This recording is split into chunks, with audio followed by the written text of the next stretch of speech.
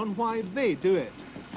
Well, I love the sport, and ever since I went to Jim Clark's school in Loretto, I took a great interest in the sport, and I have this ambition to make it into Formula One racing. You do see it as an apprenticeship for Formula One? That's right. You know, it's a very competitive formula, and I have to base myself down in Oxford, because that's where all the racing drivers, they want to make a name for themselves and prove themselves. They'll come down to England, or go over to England, and because you get the best racing in the world there at that level. And if you make a name for yourself, you can get yourself into Grand Prix racing.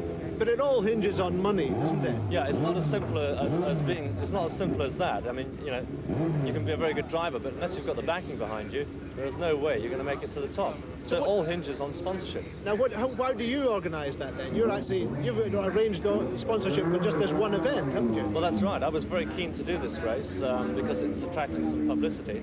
I want to try and make a name for myself, so I did it in any way I know how, and I was just ask a few friends and a few companies I have contacts with if they'd like to back me for this one meeting.